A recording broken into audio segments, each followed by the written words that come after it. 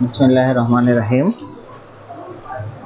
প্রিয় দর্শক মণ্ডলী ও আমার স্নেহের ছাত্রছাত্রীরা, আজকে আমরা অষ্টম শ্রেণীর ডিজিটাল প্রযুক্তি আমাদের বার্ষিক সামষ্টিক মূল্যায়নের যে সিলেবাস অনুযায়ী প্রথম শিখন অভিজ্ঞতা 2 ডিজিটাল প্ল্যাটফর্মে ব্যক্তিগত তথ্যের নিরাপত্তাজনিত ঝুঁকি এই বিষয় নিয়ে আলোচনা করব এবং এখান থেকে কী ধরনের প্রশ্ন হতে পারে আমরা সেগুলো নিয়ে বিস্তারিত আলোচনা করব। সেশন 1 তথ্য ঝুঁকি ও সাইবার ক্রাইম সম্পর্কে আমি কতটুকু জানি। আবার আমরা আগের শ্রেণীতে ইতিমধ্যে তথ্য ঝুঁকি ও সাইবার নিরাপত্তার প্রাথমিক ধারণাগুলো পেয়েছি। শুধু তাই নয়, আমরা আমাদের পরিবারের সদস্যদেরও এসব ব্যাপারে অনেক সচেতন করেছি। এই পর্যায়ে আমরা এই ধারণাগুলো আরেকটু গভীরভাবে যাব। সাইবার দুর্বৃত্তরা মানুষের ব্যক্তিগত তথ্য অনুমতি ছাড়া নিয়ে নেওয়ার জন্য অনেক উপায় বের করেছে। এমন একটি উপায় সম্পর্কে আমরা এখন জানব। আমাদের বাবা মা পরিচিত অনেক মোবাইলে মেসেজ বা ইমেইল আসে, এখানে একটি লিংক পাঠিয়ে ক্লিক করার জন্য বলা হয় যে ক্লিক করলে অনেক টাকা বা দামি পুরস্কার পাওয়া যাবে। এই ধরনের ঘটনাকে বলে ফিশিং। এখানে দেখো ফিশিং শব্দের সাথে আমরা সবাই পরিচিত। ফিশিং বলতে আমরা মাছ মারা বোঝাই, কিন্তু এখানে দেখো ফিশিং বানানটা কিন্তু একটু চেঞ্জ আছে। এফ দিয়ে ফিশিং বানানটা শুরু হওয়ার কথা, কিন্তু এখানে পি দিয়ে ফিশিং বানানটা শুরু হয়েছে।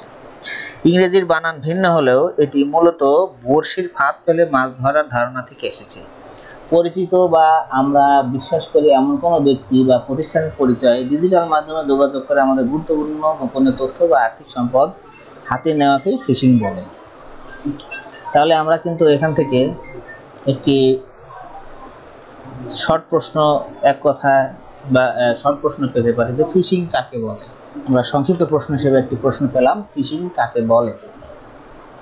এখন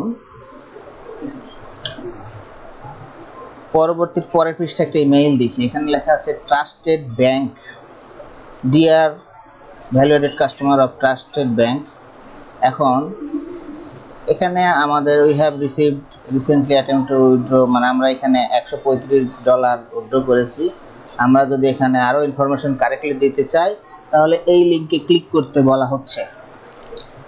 এখন একটা জিনিস খেয়াল করো, এখানে ট্রাস্টেড ব্যাংক, আমরা ট্রাস্ট ব্যাংক সম্পর্কে হয়তো চিনি, হয়তো লোগোটাও ট্রাস্ট ব্যাংকের কাছাকাছি একটা কিছু বলে, কিন্তু এখানে ট্রাস্ট ব্যাংক না দিয়ে দেখো ট্রাস্টেড ইডি লাগিয়ে দিয়েছে।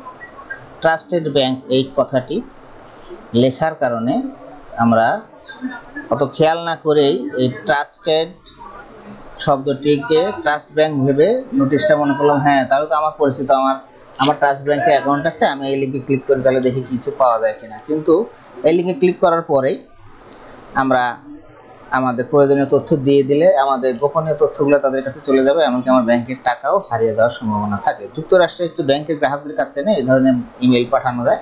আমাদের দেশে অনেক এরকম হতে পারে। চলো আমরা দেখি উপরে চিঠিতে কি ভুল আছে। বানান ভুল আছে, রিসিভড বানান ভুল আছে এবং ডিসপ্রেসি বানান ভুল আছে। ফিশিং বার্তা শুধু ইমেইল নয়, মুঠোফোনেও আসতে পারে। পরের পৃষ্ঠায় বার্তাটি খেয়াল করে সত্যি কিছু মানুষকে পাঠানো হয়েছিল। যেমন তোমরা এই মেসেজের সাথে অনেকেই পরিচিত। প্রিয় শিক্ষার্থী, কোভিড ভাইরাসের কারণে তোমাদের ভূবৃত্তির এত টাকা দেওয়া হচ্ছে, টাকা গ্রহণের জন্য নিম্নোক্ত শিক্ষা বোর্ডের নম্বরে যোগাযোগ করুন। এখন আমরা যারা সচেতন, আমরা যারা জানাশোনা লোক, তারা জানি যে ভূবৃত্তির টাকার জন্য কখনোই কোনো নাম্বারে যোগাযোগ করতে হয় না। কিন্তু যারা একটু অসচেতন তারা কিন্তু লোভে পড়ে এই ধরনের মোবাইলের মেসেজে আসক্ত হতে পারে। মোবাইলের মেসেজ পড়ে তারা সেই নাম্বারে কল করতে পারে এবং প্রতারণার শিকার হতে পারে। আমাদের কাছে যদি এরকম কোনো বার্তা আসে তাহলে এটি আসল না নকল বুঝবো কি করে? প্রথমে আমরা শ্রেণী শিক্ষকদের পরামর্শ নিব। যদি তিনি বলেন এই সময় এই ধরনের খুদে বার্তা আসার কথা, তাহলে আমরা এই বার্তা গুরুত্বের সাথে নিয়ে যাচাই পরের ধাপে যাব। যদি তিনি বলেন এই সময় এরকম বার্তা আসার কথা না, তাহলে আমরা মোটামুটি নিশ্চিত এটি একটি প্রতারণা। আমরা দেখতে পাচ্ছি এখানে চিত্র 2.3 চট্টগ্রাম শিক্ষা বোর্ডের ওয়েব পেজ। এখানে গেলে যে নাম্বারটা আমাদের মেসেজ দিয়েছে কিংবা যে নাম্বার থেকে আমরা ফিশিংয়ের শিকার হচ্ছে সেখান থেকে আমরা সকল খোঁজখবর পাবো। এই ওয়েবসাইটে যোগাযোগ নম্বর পাবো। পেজটি ভালো করে খেয়াল করি, দেখবো এই এক জায়গায় যোগাযোগের কথাটি আছে। যোগাযোগের ওখানে গেলে আমরা সেখান থেকে যোগাযোগের ঠিকানা এখান থেকে আমরা ক্রস চেক করবো সবকিছু। আমরা চট্টগ্রাম শিক্ষা বোর্ডের ঠিকানা দেওয়া নম্বরে যোগাযোগ করে আমাদের সাথে বার্তার সত্যতা যাচাই করতে পারি। এই ধরনের ফিশিংয়ে আমরা অনেকেই মাঝে মাঝে হয়। আমরা এখন দেখি যে এখান থেকে কি ধরনের প্রশ্ন হওয়া যায়। যেমন কোন যোগাযোগ মাধ্যম ব্যবহার করলে ফিশিং করা হয়। আমাদের ম্যাক্সিমাম ইমেইলের মাধ্যমে করা হয়। এখানে যদি মোবাইল মুঠোফোন লেখা থাকতো সেটাও উত্তর হতে পারতো আমাদের। তারপরে প্রতিটি ওয়েবসাইটে একটি নির্দিষ্ট ঠিকানা থাকে, একে কি বলে? এটা ওয়েব অ্যাড্রেস বলে, ওয়েব পেজ না, ওয়েব অ্যাড্রেস বলে।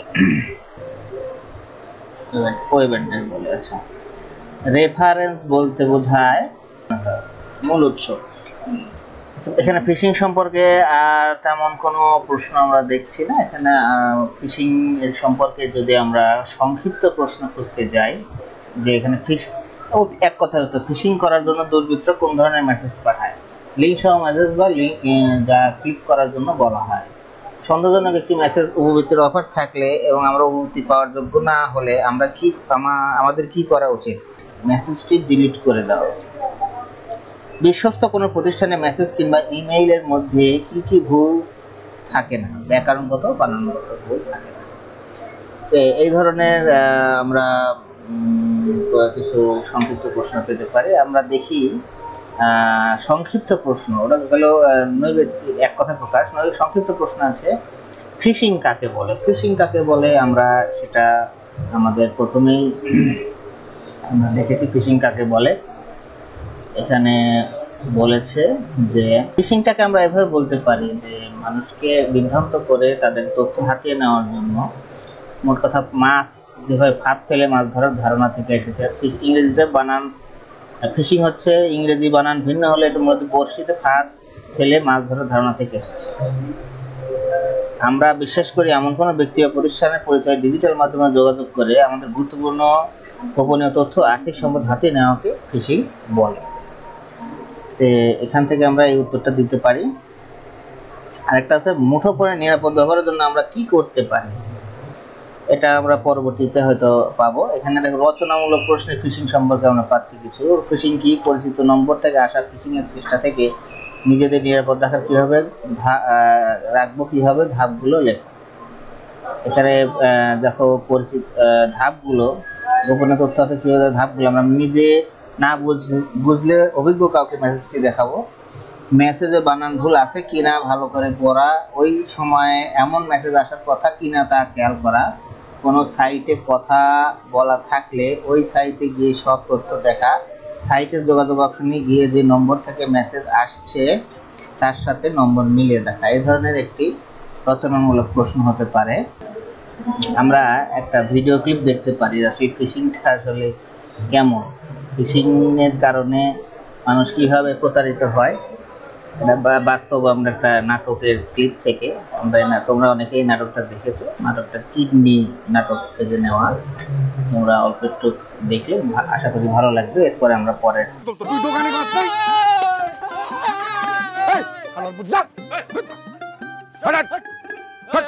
কি হয়েছে রে? কাহিনী কি হয়েছে? বল্টু ভাই, এই হাসপাতালে সব ডাক্তার ভাগছে। কই ভাগছে? কই গেছে এটা তো জানি না। গ্রামের মানুষের কিডনি কুন্ডি লইয়া টাকা না দিয়ে চলে গেছে গা। ভাগ্য ভালো আমি আমার কিডনির বেচা টাকা পাই গেছি গা ভাই। আপনি আপনার টাকা পাইছেন? আরে বেটা, আমি তো একজন শিক্ষিত লোক। আমি তো তোর মতো মূর্খ অশিক্ষিত না। তোর মতো কোনো শিক্ষার আলো আছে? বেটা, আমি 1998 সালে 8 পাস করছি। এই যুগের MA পাশের সমান। আমি কি তোর মতো 7 লাখ টাকা আমার কিডনি বেচছি? আমি আমার কিডনি 10 লাখ টাকায় বেচছি। এই বলতো এই কাকা, তুমি কি হাসা হাসাই 10 লাখ টাকা পাইছো তো? আরে কাকা কি যে কোন, এই যে আমার চেক, এই যে খালি ব্যাংকটা খুঁজে পাইতেছি না। ব্যাংকটা খুঁজে পাইলে টাকাটা ক্যাশ করুম। আচ্ছা মেম্বার সাহেব, আপনি তো ব্যাংকে ট্যাঙ্কে যান, দেখেন তো এই ব্যাংকটা কই?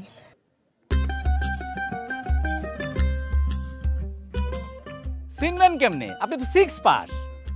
এদিক দাও, এদিক দাও। কাকা আপনিও চিনলেন না? চিনবেন কেমনে? আপনার তো চরিত্রে ঝামেলা। এই চল বাড়ি চল তুই। আরে কলার স্যার, চল। এই কাঁদিস না, তোরে আবার একটা সেকেন্ড হ্যান্ড টিকিট কিনা দিমুনি। হ্যাঁ দিবি তুই। তোর দুইটা এত কিছু চিনি, আর এই সোনার ব্যাংকটা এইটা চিনলাম না। তোরে আজকে গরম লাগবে। লক্ষ্মী ভাই, লক্ষ্মী শোনো, আজকে আমার তোমার নিজের হাতে রইল।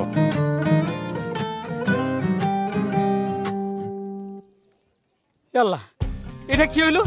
হালার পুতরা তো আমার সোনার ব্যাংকের চেক ধরা দিয়ে গেল, আমার মতো একটা শিক্ষিত লোককে চোরা বানায় দিয়ে গেল।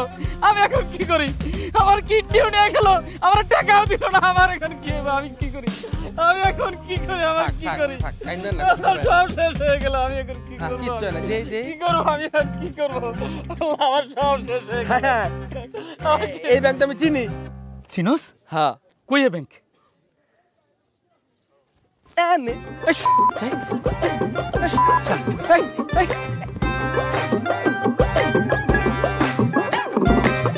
তাহলে এখান থেকে আমরা কি শিখলাম অবশ্যই কমেন্টে জানাবে এবং লাইক, কমেন্ট এবং শেয়ার করবে। তারপর সেকশন 2 আছে আমাদের পরিবারের মুঠোফোন কতটুকু নিরাপদ। আমাদের মুঠোফোন গ্রাহক সংখ্যা আমাদের মোট জনসংখ্যারও বেশি। এর অর্থ হচ্ছে বয়স বা অন্য কোনো কারণে যদি আমরা এখনো মুঠোফোন নাও পাই, আমাদের আশেপাশে অনেকেই বা পরিবারের অনেকেই সদস্য এই মুহূর্তে মুঠোফোন ব্যবহার করে থাকে। আসলে আমাদের দেশে যত স্মার্টফোন আছে জনসংখ্যার চেয়েও বেশি বলা চলে যে এত স্মার্টফোন ব্যবহার করে মানুষ। এখানে স্মার্টফোনের মাধ্যমে মানুষকে মানে প্রতারিত করা এখন অনেক সহজ। অসৎ উদ্দেশ্যে আমাদের মুঠোফোন যখন কেউ দখল করে তখন বিভিন্ন সফটওয়্যারের মাধ্যমে আমাদের অ্যাকাউন্টে সে প্রবেশ করে। এমনকি সফটওয়্যার দ্বারা নিয়ন্ত্রিত গুরুত্বপূর্ণ যন্ত্রাংশ, এমনও সফটওয়্যার আছে যে সফটওয়্যারটা ইনস্টল করলে সে আমার ক্যামেরার অ্যাক্সেস, আমার ফাইলের অ্যাক্সেস সবই পেয়ে যায়। এখন আমরা ফোনটাকে নিরাপদে রাখার জন্য, আমাদের ফোনটা যে কেউ ব্যবহার করতে না পারে, এর জন্য আমরা একটা ধরনের মুঠোফোনের 4টি বহুল ব্যবহৃত সফটওয়্যার একই ছবি দেখতে পাচ্ছি। এবং আমরা ডিজিটাল ডিভাইস ব্যবহারের ক্ষেত্রে আমাদের নিরাপত্তা কতটুকু সেটা খেয়াল করছি না। বিশেষ করে মুঠোফোনে আমাদের পিনকোড কিংবা পাসওয়ার্ডে যেমন প্যাটার্ন, এখানে দেখে প্যাটার্ন ব্যবহার করা উচিত। এখন মুঠোফোনের নিরাপদ ব্যবহার প্রথম ধাপ, ব্যবহারকে নিশ্চিত করতে হয় যে অনুমোদিত মানুষ ছাড়া আর কেউ যেন এটি ব্যবহার করতে না পারে। সাধারণত যে উপায়ে এটি করা হয় সেই পাসওয়ার্ড, পাসকোড, পিনকোড, নম্বর, পাসকি এইসব বিভিন্ন নামে পরিচিত। মুঠোফোনে পিনকোডটাই আমরা বেশি ব্যবহার করি, তারপরে আমরা প্যাটার্ন ব্যবহার করি। সেখানে আমরা এটা হচ্ছে ডেটা জেনেটিক্সে থেকে, সেখান থেকে দেখা গেছে বহুল ব্যবহৃত পিনকোডগুলো হলো 4টা 0, 4টা 1, 4টা 2 ইত্যাদি। পিনকোড যেন কেউ উদ্ধার করতে না পারে সেজন্য এর কিছু বৈশিষ্ট্য থাকতে হয়। যেমন পিনকোডটি যেন সবগুলো একই অঙ্ক না থাকে, আবার 1 2 3 4 বা 9 8 7 6 এই পিনকোডগুলো সহজে অনুমান করে ফেলা যায়। আমরা নিচে ঘরে কয়েকটি সহজ এবং কয়েকটি পিনকোড লিখব। সহজ GG1122, যাই হোক কঠিন 2516, এটার নমুনা আমাদের দেওয়া আছে। এখন আমরা যদি এখান থেকে দেখি যে এই সেগমেন্ট থেকে কি কি প্রশ্ন হতে পারে, আমরা যদি যাই যে মুঠোফোনের নিরাপদ ব্যবহারের ক্ষেত্রে নিচের কোন পিনকোডটি অধিক শক্তিশালী? 111, 1234, 2468 না 8537? তোমাদের কি মনে হয়? কমেন্ট করে জানাও। কমেন্টে আমি দেখতে পাবো কি কি লিখেছে। আমার এখানে 5 নম্বর প্রশ্নটি আমি মনে করি 8537, এটা একটু গেস করা কঠিন। এখানে 2468 এটাও একটা সহজে গেস করা যাওয়ার মতো পিনকোড। পিনকোডের পূর্ণ রূপ কি? Personal identification number. Private identification নম্বর নয়, প্রেজেন্ট আইডেন্টিফিকেশন নম্বর নয়, পাবলিক আইডেন্টিফিকেশন নয়, এটা হচ্ছে পার্সোনাল আইডেন্টিফিকেশন, নিজস্ব আইডেন্টিফিকেশন নম্বর। আচ্ছা, এখান থেকে যদি আমরা কোনো সংক্ষিপ্ত প্রশ্ন করি যে বিশ্বাস ইমেলের মাধ্যমে কি, আচ্ছা এটা গেল। সাধারণত সংখ্যার চাবি কয় অঙ্কের হয়? 4 অঙ্কের হয়। সাধারণত সংখ্যা হবে 4 অঙ্কের হয়। তো পাসওয়ার্ড কি? পাসওয়ার্ড হলো এমন এক ধরনের তালা যা ব্যবহার করার জন্য উপাত্ত সফটওয়্যার নিয়ন্ত্রণে ব্যবহৃত হয়। এই মুঠোফোনের এই অংশ থেকে আমাদের গ্রাহক সংখ্যা কেন মোট জনসংখ্যার চেয়ে বেশি? কারণ অনেকে একাধিক নম্বর আছে। স্মার্টফোনে কোন বিষয়টি দ্রুত পরিবর্তন হচ্ছে, এর গঠন, কার্যকারিতা এবং আমাদের অসৎ উদ্দেশ্যে আমাদের মুঠোফোন এখন কেউ দখল করে, তখন কিসের মাধ্যমে আমাদের অ্যাকাউন্টে প্রবেশ করতে পারে? বিভিন্ন সফটওয়্যারের মাধ্যমে, স্প্যাম ভাইরাস সফটওয়্যার। তারপর মুঠোফোনের নিরাপদ ব্যবহারের জন্য কি ব্যবহার করা হয়েছে? পিনকোড বেশি প্রেফার করি। জাল ডিজিটাল উপাত্ত ক্লাসরুমে আমরা নিশ্চয়ই বিভিন্ন সময় পত্রিকা বা আশেপাশে আসল নকল পণ্যের বিজ্ঞাপন দেখেছি। আমরা জানি আমাদের সমাজে এটির চর্চা অনেক আগে থেকেই, কিন্তু ডিজিটাল প্রযুক্তির কারণে এটির গতি ও প্রভাব অনেক বেড়ে গেছে।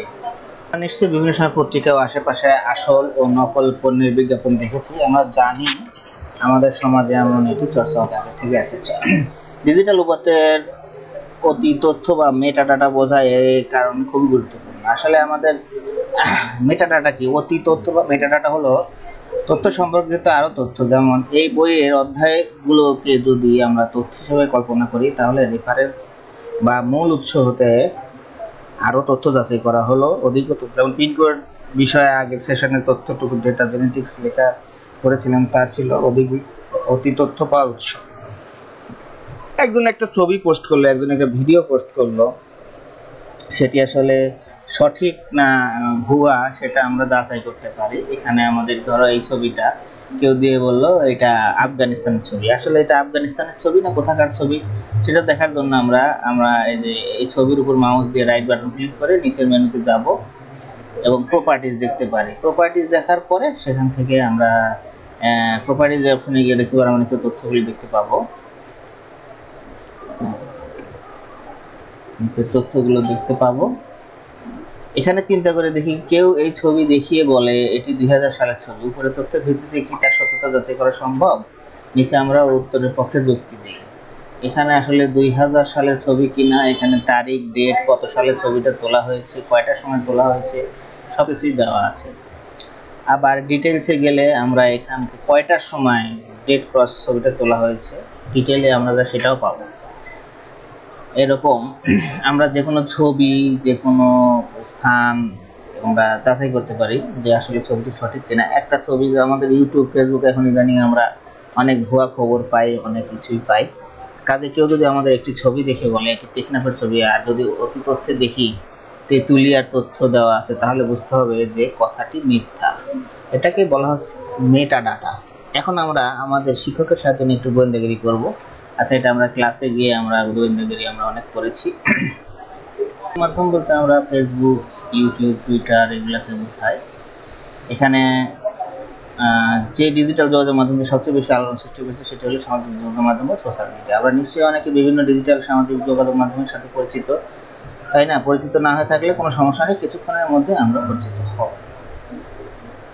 পরিচিত কয়েকটা আমরা এখানে লিখতে পারি। ফেসবুক, টুইটার, এটা অনেক আছে আমরা জানি। আমরা দেখতে পাচ্ছি যে ডিজিটাল সামাজিক যোগাযোগ মাধ্যমগুলো ব্যবহার করে আমরা মূলত বিভিন্ন মানুষের সাথে যোগাযোগ করি, সেই সাথে আরও বেশ কিছু কাজ করি যেগুলো পেছনে আমাদের কোনো ধরনের অর্থ ব্যয় না হলেও আমাদের দিনে অনেকগুলো সময় ব্যয় হয়ে যায়। আমরা সাধারণত আমাদের মুঠোফোনের সাহায্যে বিভিন্ন ডিজিটাল যোগাযোগ মাধ্যম ব্যবহার করি। এখন এখান থেকে প্রশ্ন হতে পারে কেমন, এই সেগমেন্ট থেকে, যে এই ডিজিটাল থেকে ব্যবহার করা যাচ্ছে সেগমেন্ট হতে পারে যে এই যে এখানে আছে রেফারেন্স বলতে কি বোঝায়, তথ্য সম্পর্কিত, তথ্যের মূল উৎস কোথায় আছে তথ্যটা আমরা রেখে বললাম। তথ্য সম্পর্কিত আরো তথ্য কি বলে? তথ্য সূত্র, মূল তথ্য, রেফারেন্স, অধিকতর তথ্য সম্পর্কিত আরো তথ্যকে কি বলে? অতি তথ্য বা মেটাডাটা যেটা বলছি আমরা ওখান থেকে। আর আমাদের শর্ট প্রশ্ন কি হতে পারে? অতি তথ্য বা মেটাডাটা বলতে কি বোঝায়? অতি তথ্য বা মেটাডাটা হলো তথ্য সম্পর্কিত আরো তথ্য, যা মেটাডাটা হলো অন্য ডেটা সম্পর্কে তথ্য প্রদান করে এমন ডেটা। সামাজিক যোগাযোগ মাধ্যমে অতন্ত্র প্রহরী, আমরা এর আগে শ্রেণীগুলিতে ডিজিটাল যোগাযোগ মাধ্যমে আর কিভাবে কি করা যায় এগুলো দেখছি। সামাজিক যোগাযোগ মাধ্যম বলতে ফেসবুক, টুইটার এগুলোকে আমরা বোঝাচ্ছি। এখান থেকে কি প্রশ্ন হতে পারে যে আমরা ডিজিটাল সামাজিক যোগাযোগ মাধ্যমে কত সময় ব্যয় করা উচিত, দিনে কোন সময় আমরা ডিজিটাল সামাজিক যোগাযোগ মাধ্যমগুলো ব্যবহার করব, ডিজিটাল সামাজিক মাধ্যম অতি ব্যবহারের সুবিধা কি, অসুবিধা কি, এগুলো সম্পর্কে আমরা এখানে একটা প্রশ্ন পেতে পারি। সেটা হচ্ছে ডিজিটাল সামাজিক যোগাযোগ মাধ্যমে অতিরিক্ত ব্যবহারের ফলাফল লেখো। তোর ফলাফল আমাদের সময় নষ্ট হবে, মনোযোগ নষ্ট হবে, আমাদের অসুস্থ হয়ে যাব, মানসিকভাবে শারীরিকভাবে অসুস্থতার সমস্যা তৈরি হতে পারে। এবং ডিজিটাল সামাজিক যোগাযোগের মাধ্যমে নিরাপত্তার ঝুঁকিটা আসলে কি, এই বিষয়ে আমরা কিছু লিখতে পারি। এইখানে যে ঘটনাটা আছে এইটা ব্যবহার করে আমরা একটা রচনামূলক সৃজনশীল তৈরি করতে পারি। সৃজনশীল রচনামূলক কেমন হতে পারে?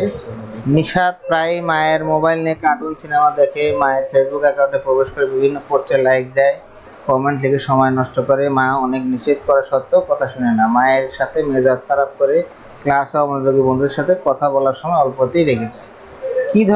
কি কারণে নিশাতের আচরণে এমন পরিবর্তন হয়েছে পাঠ্য বইয়ের আলোকে ব্যাখ্যা করো। আর নিশাতের আচরণের পরিবর্তনের উপর কি কি বিষয়ে কাজ করছে বলে তুমি মনে করো? এই বিষয়ে পরিত্রাণের উপর কি ধরনের তথ্য ব্যক্তিগত হতে পারে, কি ধরনের তথ্য ব্যক্তিগত নয়, সে বিষয়টি আলোচনামূলক প্রশ্ন হতে পারে। ব্যক্তিগত তথ্য কোনগুলো, এগুলো বিস্তারিত সম্পর্কে আলোচনা করো। কিছু তথ্য একটি ফর্মে জমা দিতে হয়, এই ফর্মে বেশ কিছু তথ্য থাকে যেসব আমাদের একান্ত গোপনীয়। আমাদের শ্রেণীতে আমরা জেনেছিলাম ব্যক্তিগত তথ্য কি আর কিভাবে ব্যক্তিগত গোপন তথ্য সুরক্ষিত করা যায়। সবাই যদি এই তথ্যগুলো জেনে যায় তাহলে প্রতারকে অপব্যবহার করতে পারে। এখন সেই অংশগুলো চিহ্নিত করব, এগুলো আমরা পাসপোর্টে আমরা চিহ্নিত করতে পারি, পাসপোর্ট আবেদন ফর্মে। এখন আমরা চিন্তা করে দেখি আমরা কি চাই আমাদের ব্যক্তিগত তথ্য অনলাইনে ছড়িয়ে যাক? অবশ্যই না, আমাদের পরিবারে আরো ব্যক্তিগত তথ্য ছড়িয়ে যেতে দেওয়া যাবে না। কাজে আমরা এসব ব্যাপারে খুব সচেতন থাকব। ডিজিটাল জগতের আমাদের উপস্থিতি কার্যক্রম ইতিহাসকে বলা হয় ডিজিটাল ফুটপ্রিন্ট। আমাদের সব সময় মনে রাখতে হবে ডিজিটাল মাধ্যমে এমন কিছু করব না যেটির কারণে বড় হয়ে ভীষণ লজ্জায় পড়ে যাব বা থানা পুলিশ পর্যন্ত যেতে হবে, কারণ ডিজিটাল ফুটপ্রিন্ট কখনো মুছে যায় না। আমাদের আগের শ্রেণীতে আমরা কিশোর বাতায়নে আমাদের অ্যাকাউন্ট খুলেছিলাম, এখন আমরা কিশোর বাতায়নে গিয়ে ডিজিটাল লিটারেসি একটি কোর্স শুরু করব। আমরা এগুলো ডিজিটাল লিটারেসি কোর্স আমার ছাত্রীরা করেছে, আমি একসাথে করিয়েছি। শিক্ষক বাতায়নের হোম পেজে গিয়ে আমরা ডিজিটাল লিটারেসি কোর্সটা করতে পারি এবং খুবই চমৎকার ডিজিটাল লিটারেসি কোর্সটি। ডিজিটাল জগতে কিভাবে নিরাপদ থাকা যায়, কোন তথ্য প্রকাশ করা উচিত, কোন তথ্য প্রকাশ করা উচিত না, ভারসাম্যপূর্ণ ডিজিটাল জীবন কিভাবে আমরা গড়ে তুলতে পারি, এ বিষয়ে একটা নাটিকা তৈরির একটা বিষয় আছে। যাই হোক, আমরা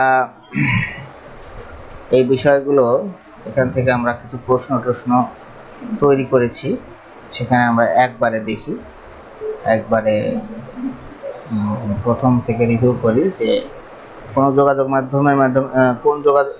মাধ্যমে ব্যবহার করে ফিশিং করা হয় ইমেইল। প্রতিটি ওয়েবসাইটে একটি নির্দিষ্ট ঠিকানা থাকে, কি বলে? Web address. রেফারেন্স বলতে বোঝায় কি?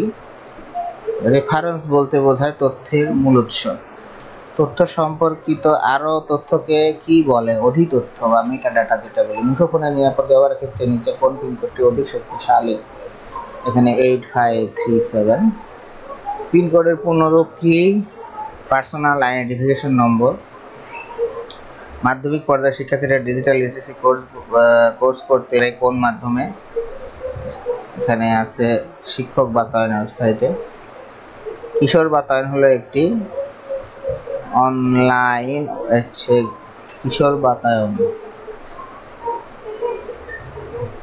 বাতায়ন হলো একটি ওয়েবসাইট। কিশোর বাতায়ন হলো একটি ওয়েবসাইট। এক কথায় প্রকাশ, ফিশিং করার জন্য দুর্বৃত্তরা কোন ধরনের মেসেজ পাঠায়? লিঙ্ক সহ মেসেজ ক্লিক করার জন্য। সন্দেহজনক এই মেসেজে উপবৃত্তির অফার থাকলে এবং আমরা উপবৃত্তি পাওয়ার যোগ্য না হলে আমাদের কি করা উচিত? মেসেজটি ডিলিট করে দেওয়া।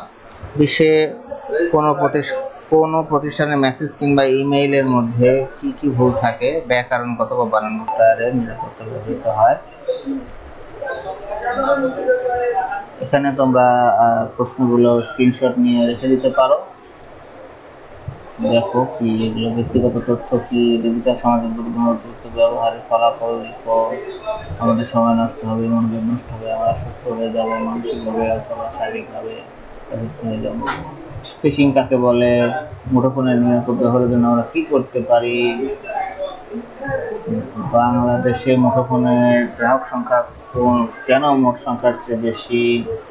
স্মার্টফোনে কোন বিষয়গুলো দ্রুত পরিবর্তন হচ্ছে? অসৎ উদ্দেশ্যে আমাদের মুঠোফোন। রচনামূলক প্রশ্ন। ফিশিং কি? অপরিচিত নম্বর থেকে আসা ফিশিং এর চেষ্টা থেকে নিজেদের নিরাপদ রাখবে কিভাবে? ধাপগুলো লেখো। তোমরা এখান থেকে স্ক্রিনশট নিয়ে রাখতে পারো অথবা নিজেরা বই থেকে খুঁজে বের করতে পারো। ডিজিটাল ফুটপ্রিন্ট কি? কিভাবে এর সাহায্যে ক্ষতিগ্রস্ত কাউকে রক্ষা করা যায়? ডিজিটাল ফুটপ্রিন্ট কি? কিভাবে এর সাহায্যে ক্ষতিগ্রস্ত কাউকে রক্ষা করা যায়? ডিজিটাল জগতে আমাদের উপস্থিতি ও কার্যক্রমের ইতিহাসকে বলা হয় ডিজিটাল ফুটপ্রিন্ট। যেমন কোন সাইটে লগইন করা, মন্তব্য করা, অন্যের মন্তব্য পড়া, লাইক দেওয়া ইত্যাদি। ডিজিটাল ফুটপ্রিন্টের সাহায্যে একজন মানুষ কিভাবে ডিজিটাল জগতে ক্ষতিগ্রস্ত হলো তা বের করতে পারে। আমাদের একটা কথা অবশ্যই মনে রাখতে হবে যে ডিজিটাল ফুটপ্রিন্ট কখনো মুছে যায় না। তাই এর মাধ্যমে আমরা যেন সমস্যা করতে পারি, তেমনি আবার এর মাধ্যমে আবার সমাধানও বের করতে পারি। যেমন তোমার বন্ধু রাকিব ডিজিটাল সামাজিক যোগাযোগ মাধ্যমে একটি অ্যাকাউন্ট খুলেছে। বেশিরভাগ সময় সে তার বন্ধুদের সাথে গল্পগুজব করে কাটালেও একদিন একজন অপরিচিত মানুষ তার সাথে ডিজিটাল সামাজিক যোগাযোগ মাধ্যমে কথা বলা শুরু করে। সেই মানুষটি জানায় যে সে স্থানীয় মাধ্যমিক শিক্ষা অধিদপ্তরের একজন কর্মকর্তা। প্রথমে সে রহিমকে পড়াশোনা নিয়ে কিছু সাহায্য করে, গুরুত্বপূর্ণ সম্পর্ক গড়ে তোলে। এরপর সে একদিন রহিমকে জানায় একটি বিশেষ সরকারি বৃত্তি চালু হয়েছে, যে সে যদি বৃত্তির জন্য বিবেচিত হয়ে যায় তাহলে তাকে নাগরিক পরিচয় ও জন্ম নিবন্ধন সনদ জমা দিতে হবে। এরপর হঠাৎ জানা গেল তার বাবার নামে থানায় মামলা হয়েছে। মামলা কাগজে লেখা আছে স্থানীয় ব্যাংক থেকে ঋণ নিয়ে টাকা আত্মসাৎ করেছে। তখন সে তার বন্ধুদের নিয়ে আলোচনা করে কিভাবে এর সমাধান করা যায়। তারা ডিজিটাল ফুটপ্রিন্ট ধরে ধরে বের করে কিভাবে তথ্য চুরি হয়েছে এবং সেই তথ্যগুলো চুরি করে জাল পরিচয়পত্র তৈরি করা হয়েছে। তারা এখন অনলাইনে পাল্টা জিডি করে তার বাবার নাম মামলা থেকে বাদ দেওয়ার ব্যবস্থা করে। এই ধরনের আমরা প্রশ্ন প্রথম অধ্যায় থেকে পেতে পারি। এবং সৃজনশীল প্রশ্নের মধ্যে আমরা যে নিশাত প্রায় মায়ের মোবাইল নিয়ে কার্টুন সিনেমা দেখে, মায়ের ফেসবুক অ্যাকাউন্টে প্রবেশ করে বিভিন্ন পোস্টে লাইক দেয়, কমেন্ট লিখে সময় নষ্ট করে, মা অনেক নিষেধ না করা সত্ত্বেও কথা শোনে না, মায়ের সাথে মেজাজ খারাপ করে, ক্লাসে অনমনোযোগী, বন্ধুদের সাথে কথা বলার সময় অল্পতে রেগে যায়। কি কারণে নিশাত আচরণ এমন পরিবর্তন হয়েছে? পাঠ্য বইয়ের আলোকে ব্যাখ্যা করো। নিশাতের আচরণের পরিবর্তনের উপর কি কি বিষয়ে কাজ করছে বলে তুমি মনে করো? এ থেকে পরিত্রাণ উপায় বর্ণনা করো। এই বিষয়গুলো আমরা পর্যালোচনা করলাম। আজকে আমরা যে বিষয়গুলো পর্যালোচনা করলাম, কি ধরনের প্রশ্ন হতে পারে এবং বার্ষিকে এখান থেকে আমরা কিছু প্রশ্ন করতে পারি।